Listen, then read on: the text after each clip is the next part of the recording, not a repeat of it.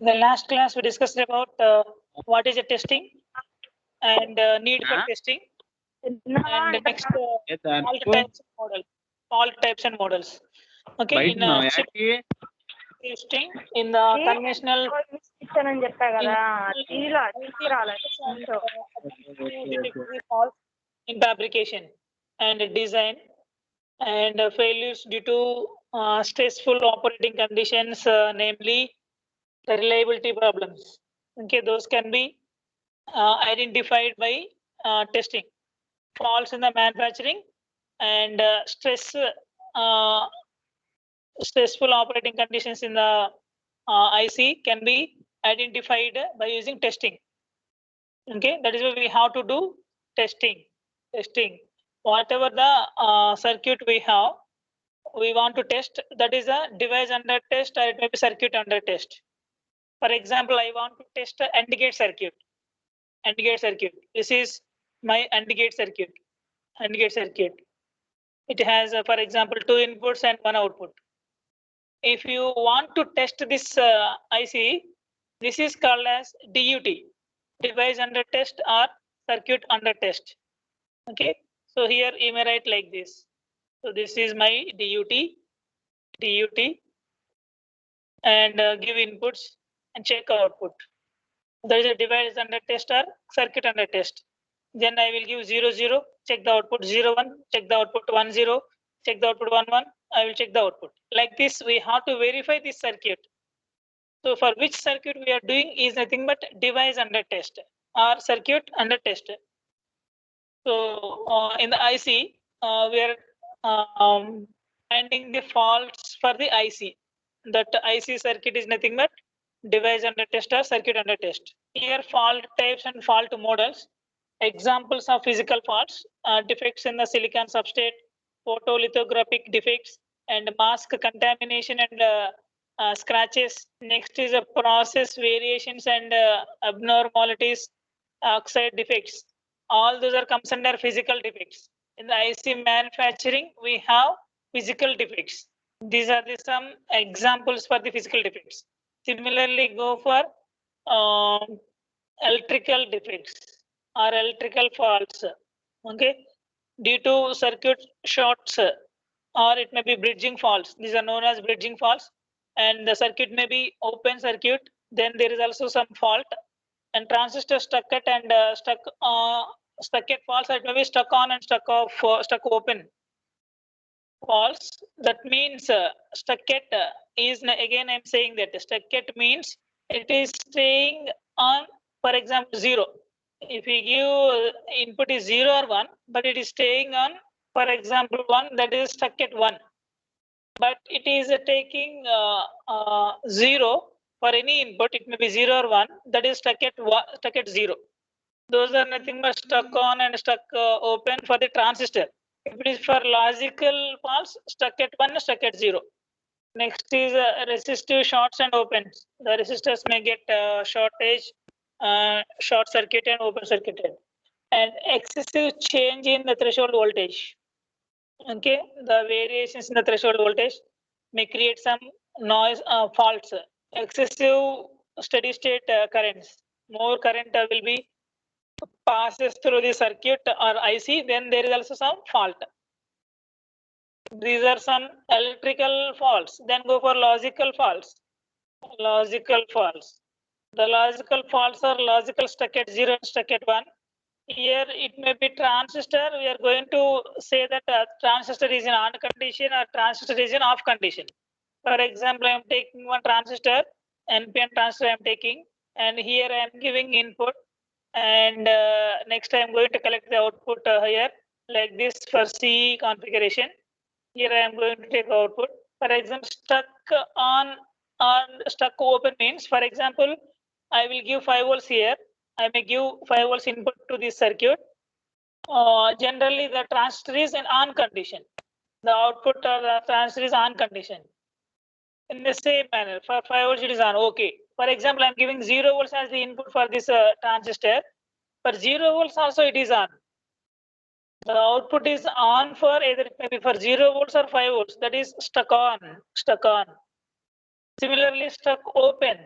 Generally for 0 volts it is open circuit, but it is open for 0 volts. Similarly for the 5 volts, that is nothing but transistor stuck on and stuck open. Similarly, logical stuck at and logical stuck 1. Okay, stuck at 1 and stuck at 0 false. Here, best example I am giving. Let us take one NAND gate that consisting of 2 inputs. Listen carefully. This complete description you have to write. Here there is no explanation in the circuit 1 and circuit 0. In this material, those are not mentioned. Circuit 1 circuit 0 false. That is why I am writing here. And let us take F is the output. F is the output. And you can write the truth table. 0, 0, 0, 1, 1, 0, and 1, 1. Next, you can write of output F. What about NAND gate for 0, 0? It is 1, 0, 1, 1, 1, 0, 1, 1, 1, 0. This is the output. This is the general outputs. For example, all are following? Yes, sir. Okay, listen carefully. This is very interesting topic. Stuck at 1 and stuck at 0. For example, AB I am giving as 0, 0. AB I am giving as 0, 0. Then output is 1. Okay, output is 1. For 0, 0, output is 1. 0, 1, output is 1. 1, 0, output is 1. For 1, 1, for example, I am giving 1, 1. For 1, 1 also, it is giving output 1. That means for all cases, for example, it is giving output as 1. This is nothing but stuck at 1. The output is stuck at 1. Generally for 1, 1, the output is, the actual output is 0 for NAND gate, but it is giving 1 as the output. That is why this fault is known as stuck at 1 fault, logical fault. Similarly, for example, I'm taking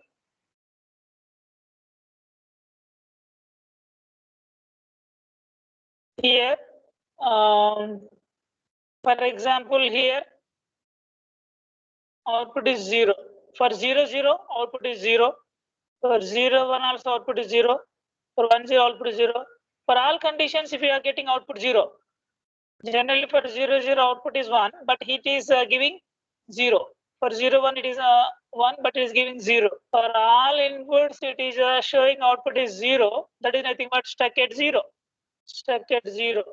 Not only at the output side, but also at the input side. For example, here my inputs are AB. Inputs are AB. I am giving A is equal to 1 and B is equal to 0. For example, A is equal to 1, B is equal to 0. Then output is, what is the output for NAND gate? 1 into 0, 0, 0 bar 1. 1 you will get. Output is 1. Next, I am giving input is 0, A is 0 and B is 0. A is 0, otherwise B is 1. My next input is, first input is A is 1, B is 0, output is 1. Okay. My next input is A is 0, B is 1, I am giving. But this A is taking the 0 as 1. Always the A is taking as 1 only. Whenever I'm giving whenever I'm changing the inputs of A and B, input, for example, one time input is 0, A is 0, and the next time giving input as 1, but it is taking always 1 as the input. If my input is taking always 1 as the input, this is stuck at 1 fault. Stuck at 1 fault at input side. Similarly, if my input A is taking always 0, whenever I'm giving it, either it may be 0 or 1, it is taking always 0, that is stuck at 0. It may be at input side or output side. It is for A variable or B variable, or it is for any variable. It is not taking same as the given value. It is taking only 0 for all values, that is stuck at 0. It is taking 1 for all values, that is stuck at 1. It may be at input side or output side. It is clear? That is the stuck-at fault. Then slower transition delay. Again, I am saying that, for example, I'm giving 0, 0, 0, 0, output is 1. For my NAND gate, output is 1. Again, I'm giving 0, 1, 0, 1. For 0, 1 also, my output is 1. But this 0, 1, for the next input, it is taking more time to get the output. 0, 0, I got output 1. Next, for 0, 1, without taking these values, it is showing output. Maybe 1 or 0, whatever it may be the output. Okay, due to some delay, it is giving some fault output. That is nothing but slow transition delay. Then next, end bridging or bridging. I already told you short circuits. Bridging is nothing but shorts. Okay, whenever we are product terms are shorting, or summation terms, some terms are shorting. Those are nothing but end bridging and OR bridging. Okay. Physical faults, electrical faults, and logical faults can be explained using a simple NOR to gate, metallic blob or physical defect. This is one example he has given, NOR gate. Output here stuck at 0. Output is always showing 0. NOR gate here. I explained the NAND gate without seeing this. Stuck at 0. Fault of output Z when the resistance is low, or pull up delay fault when the resistance is high, as shown below. Because of these resistance variations, the output is staying at always 0. Generally for NOR gate, I'm taking 0, 0, 0, 1, 1, 0, 1, 1. 0 plus 0, 0, 0 bar, 1. 0 plus 1, 1, 1 bar, 0, 0, 0. Like this, we have to get the output. But for all cases, I'm getting output is 0. But for all cases, I'm getting output is 0. That is nothing but stuck at 0. Stuck at 0. This is actual output. Actual output. Okay, this is we got fault output. Due to physical defects, how we will get the fault outputs? Those are explained by using NOR gate here. Okay, maybe the resistance variations. This is the defect in the IC. Defect in the IC.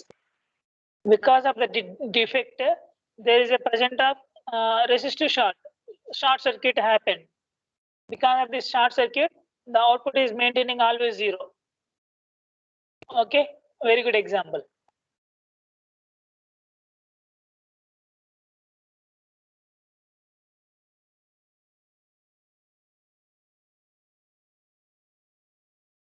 Here NAND gate also is given. For NAND gate also,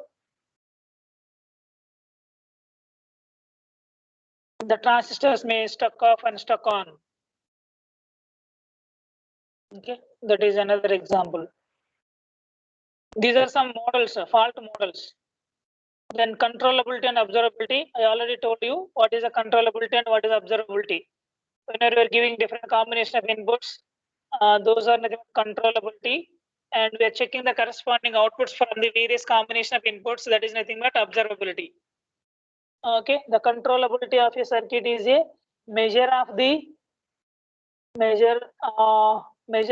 ease with which the controller or test engineer controller can establish a specific signal value at each node by setting the values at the circuit input terminals.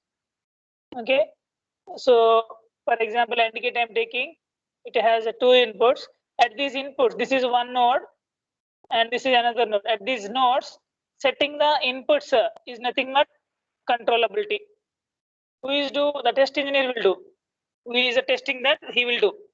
The circuit is a measure of the ease of or difficulty with which the controller or the test engineer can establish a specific signal value at each node by testing the values of the circuit input terminals.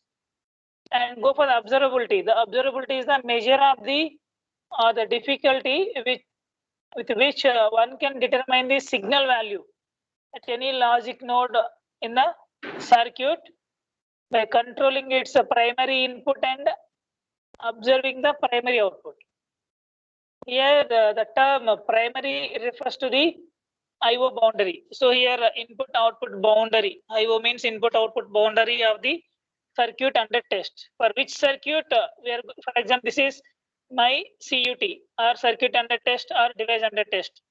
And it is my device or circuit. I want to test this one. Okay, for that circuit, what is the combination, input output combination or boundary? Based on that, it will check the corresponding outputs. Okay, same as that is given. A simple circuit consisting of 4 gates with the 4 primary inputs and 1 primary output. Here we have nodes. Check those nodes. 1, 2, 3, 4, 5, 6, 7, 8, 9, 10, 11, 12. Okay, he has given an example. If a large number of input vectors are required to set a particular node value to 1 or 0, and to propagate an error at the node to an output, that is a fault defector, then the testability is low. Okay, this is one example he has given. Okay, these are types of faults and models, fault models. Okay, fault types and models. Fault types and models. Okay, the same and observability and controllability. Then go for next one, techniques. Techniques. Here I wrote very well. This is my notes. See here, testing techniques. Testing techniques, or it may be testing design technique, testable design technique. Go for, and the textbook he has given directly. Okay, so but here I wrote different methods like that. For your easy understanding and easy writing, I gave like this testing techniques. I'm giving some headings and subheadings and individual explanation. Okay, like this also, like this you have to write in the examination. Don't write paras like that. First para, second para, third para. First para indicates for ad hoc testing, second para indicates for scan based testing. Like that, don't write.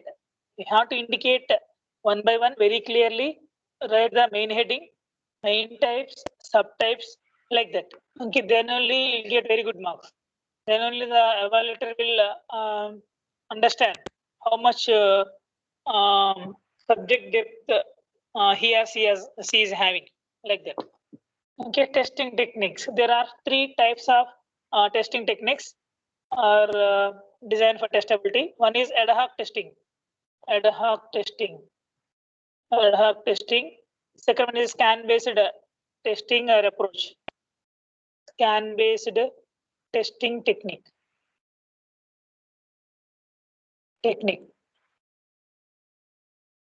Right on. Scan-based technique or approach. Third one, built-in self-tester. In short, it is known as a BIST. BIST. In those 3, compulsory one question is there in your examination.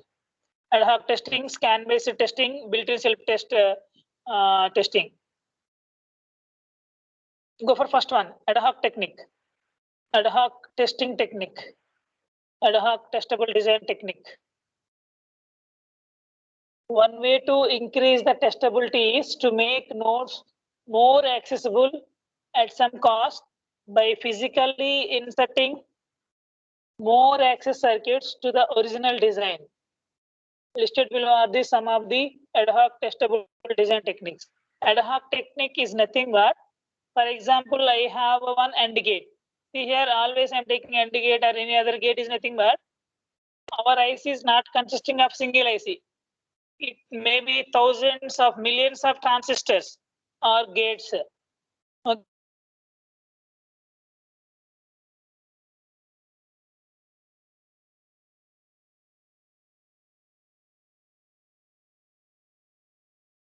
I'm taking one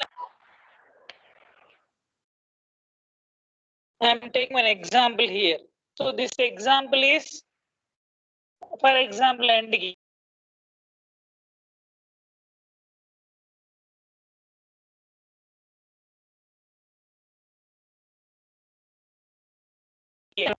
One way to increase the testability. So testing capability can be increased to make nodes more accessible.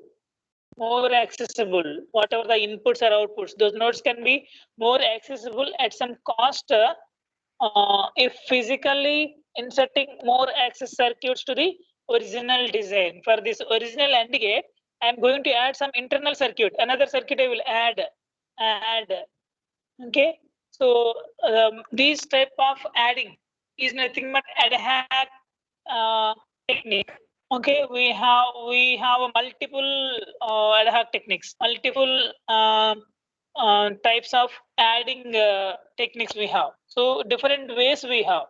In different ways, we are going to add some additional circuits to the original circuit, and then we will test the circuit. That is nothing but ad hoc technique. That is nothing but ad hoc technique. Clear, all of you?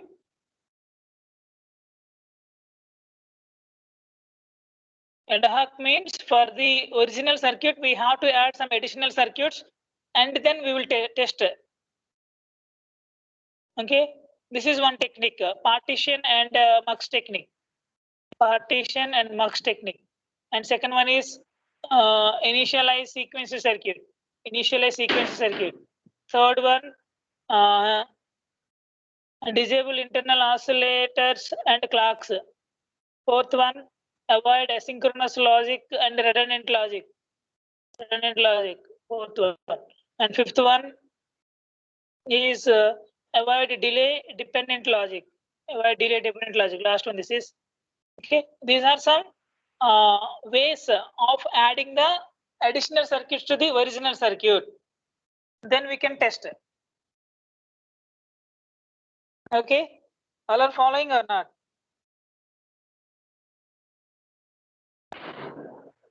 Yes, sir.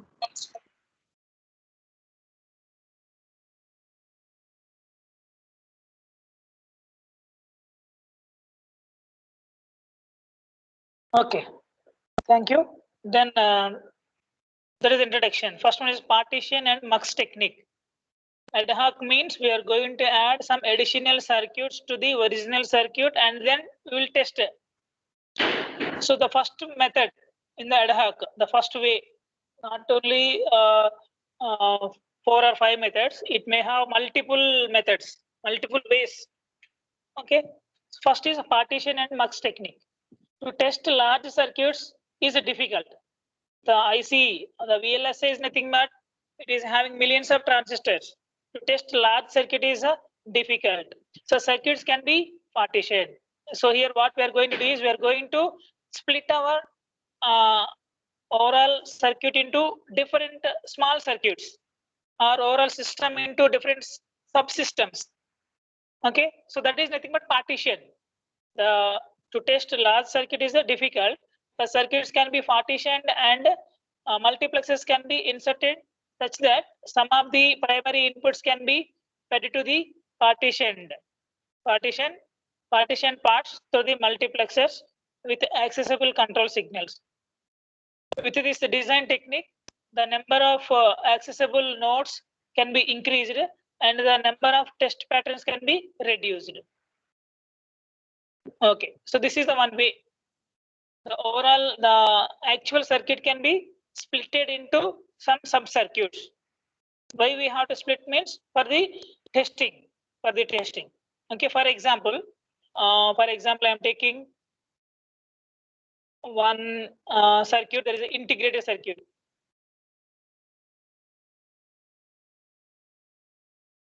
Or differentiator. One circuit I'm taking. Or one square wave generator I was taken. So for this is the input. This is my output. Here my output is square wave. I got output as square wave. Like this. If I want triangular wave, I want to connect integrator here.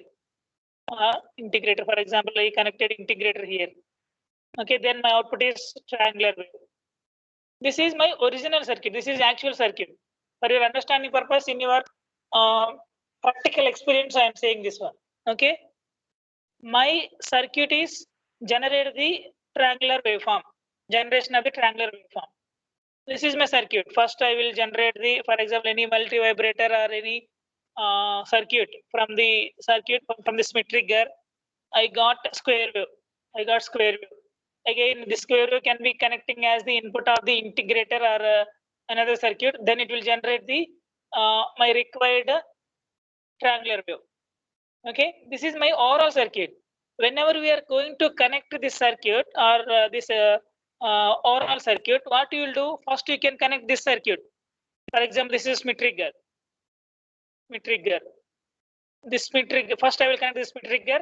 Then I will check the first output square generation. First, I will observe this square wave. Later, if I got this output, then I will connect integrator, and this square wave I will give as the input to the integrator. Then I will check the output if it is a triangular or not. In that way, in the laboratory, we will do. I don't know how you completed this experiment. In the same manner, in the similar way, I will take the complete larger circuit. The circuits can be split into different circuits. For example, this is one circuit, this is one circuit, this is second circuit, this is third circuit, like that I will take. And in between, I will use one multiplexer.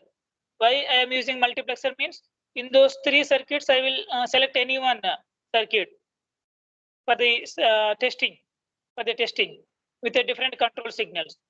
Okay, so I will split the circuit into different parts.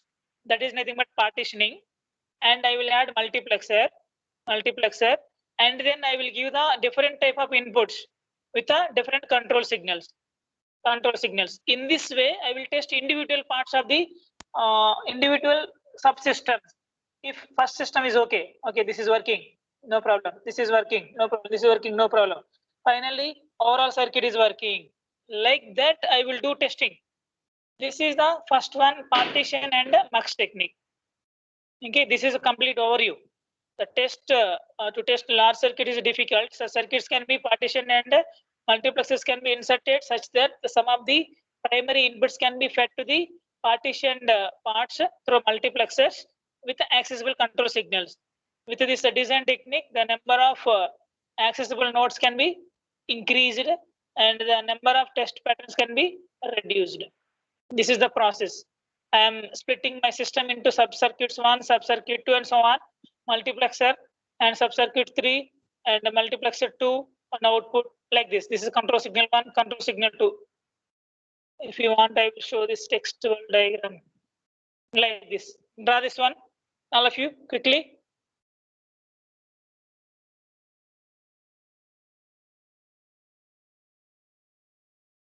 All are following? It is clear? Individual parts I am testing separately. If you test overall circuit means we are getting some more time. We will take some more time and we may get some wrong output. Again, we have to go to the initial state. That is why it is a tough to test. That is why I am using ad hoc technique for the testing. First one is a partition and a mux technique. Here he has given 32-bit counter design. Dividing this counter into two 16-bit parts would be reduce the testing time. In principle, by a factor of 4 to 415. The circuit partitioning and addition of multiplexers may increase the chip area and circuit delay. This practice is not unique and similar to the divide and conquer approach to large complex problems. Okay, first we can draw this one. What are the drawbacks in this circuit? We'll discuss now.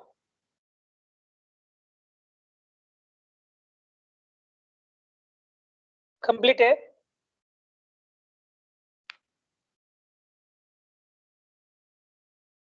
Completed, Amma.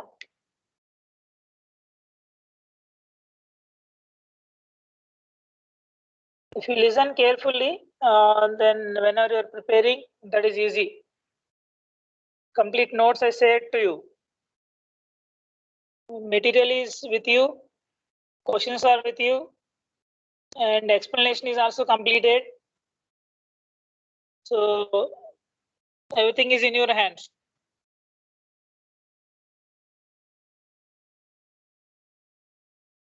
Completed. Yes, sir. All of you. Only one or two only responding. Only those 2 persons are listening.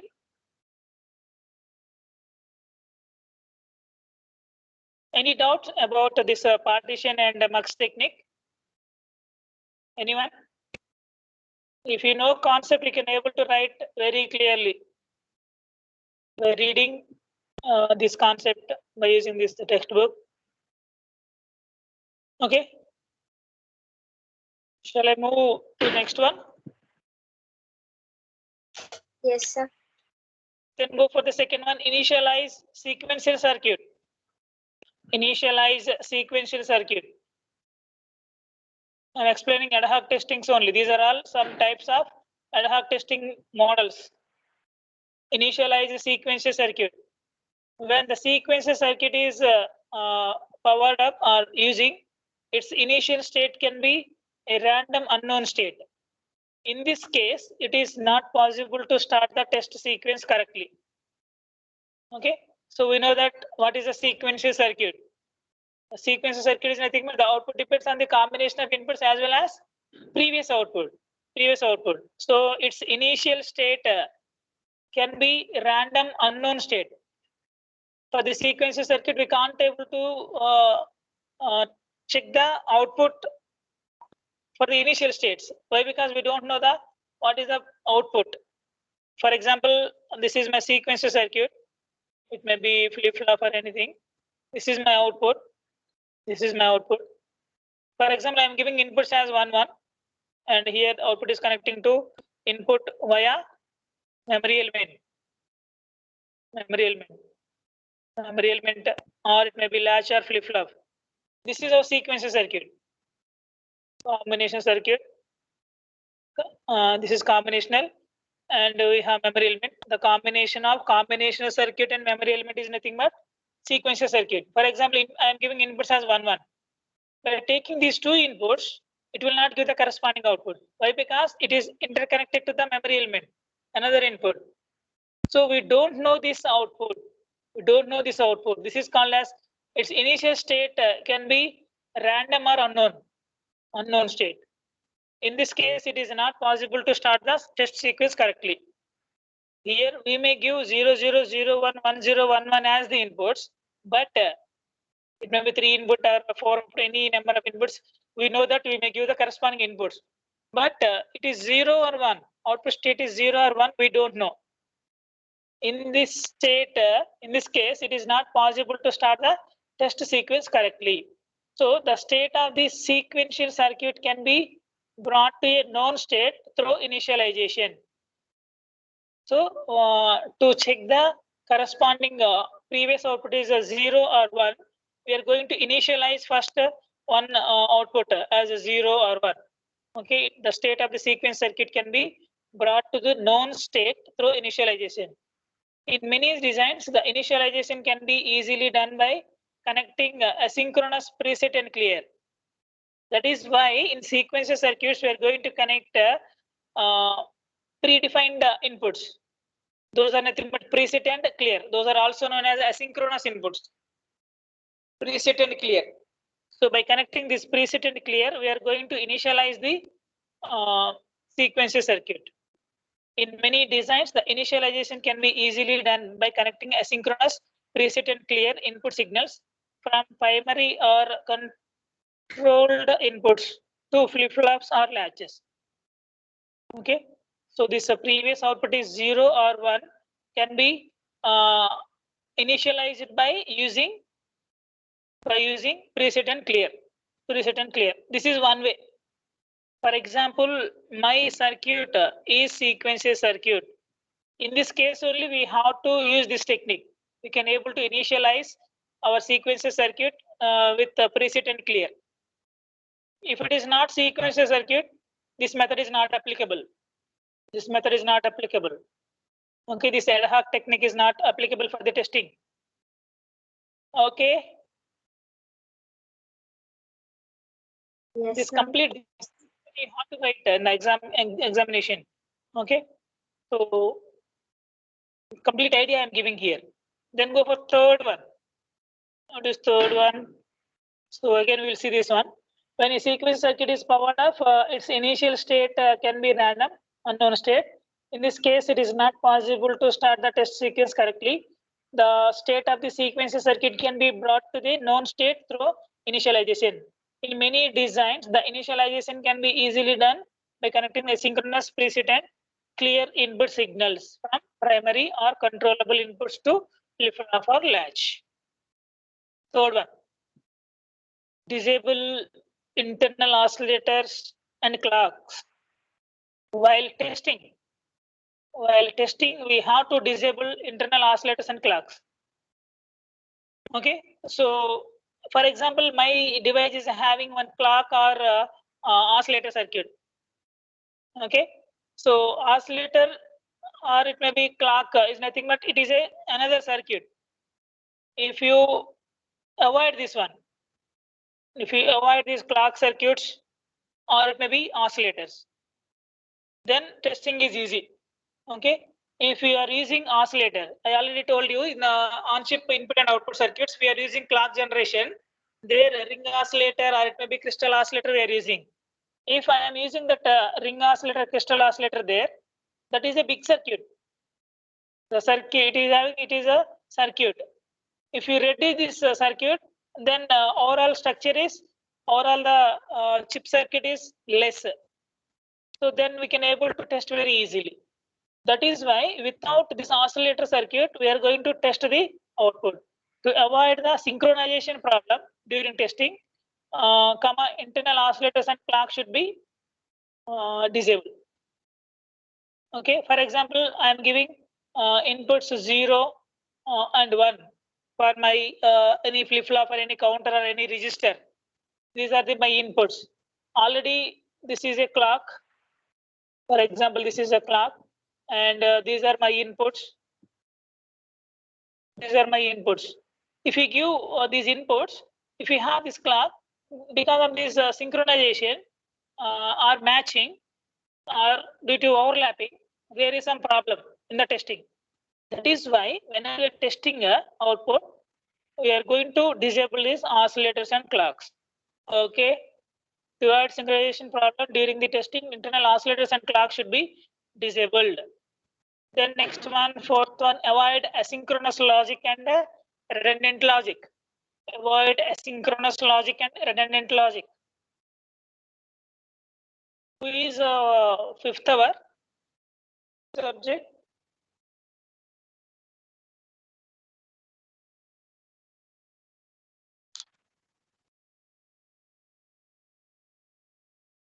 First section cover, second section cover.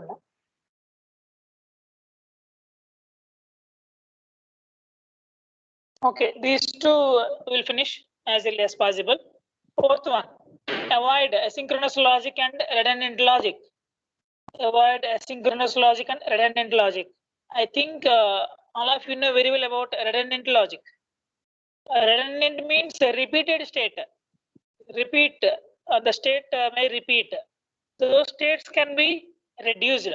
Okay, see here, the speed of an asynchronous logic circuit can be faster than that of the synchronous logic circuit. So the asynchronous circuit speed is high compared to the synchronous sequence circuit. To design and test of an asynchronous circuit, asynchronous logic circuits are more difficult than synchronous circuits.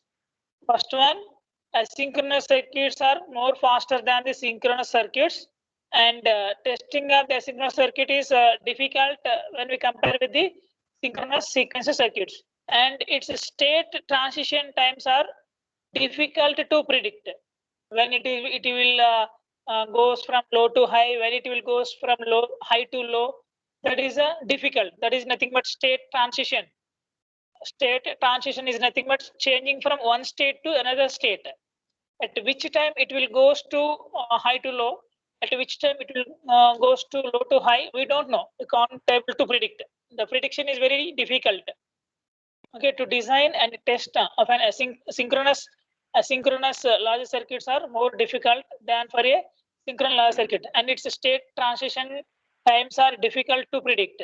While testing, avoid redundant logic. While testing, avoid redundant logic. For example, see here. I gave an example here. 1, 2, 3, 3, 4 NAND gates, 1 NOT gate we have. A, B, C. I'm checking the output. These two, this is a NAND gate. I'm giving different combination of inputs. A, B, C, 0, 0, 0, 0, 0, 1, like that. If you give different combination of inputs, this input is connecting to this NAND gate, C is connected to this NAND gate, and connecting to this NAND gate.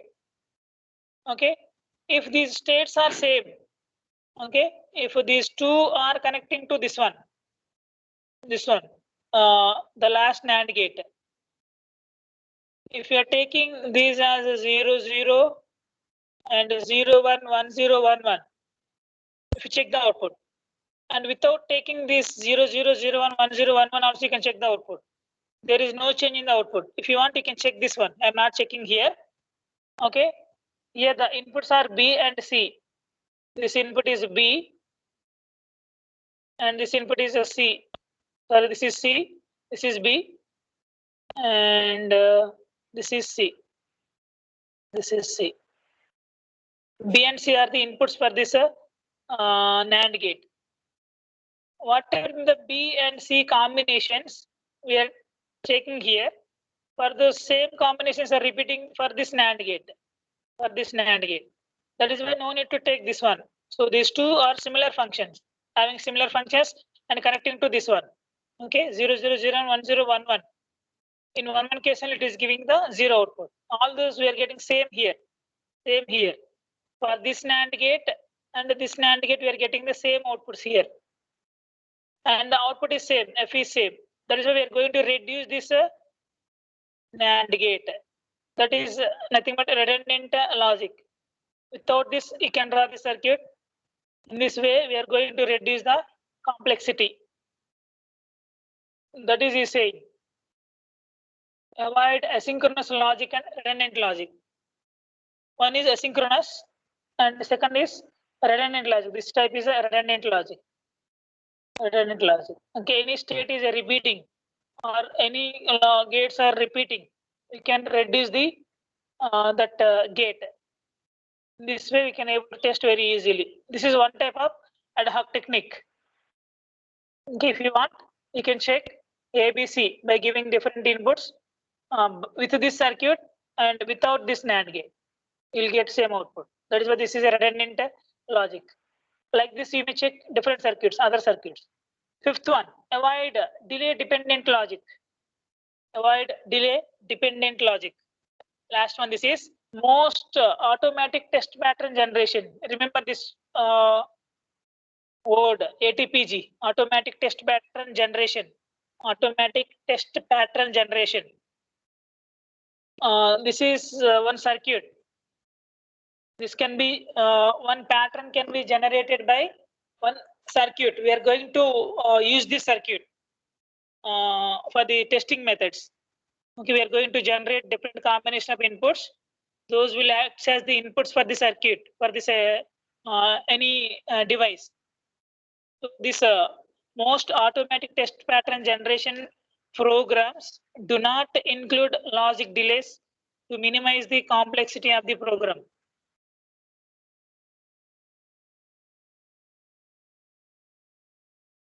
So most circuits, ATPG circuits, are not having logic delay circuits to minimize the complexity of the program.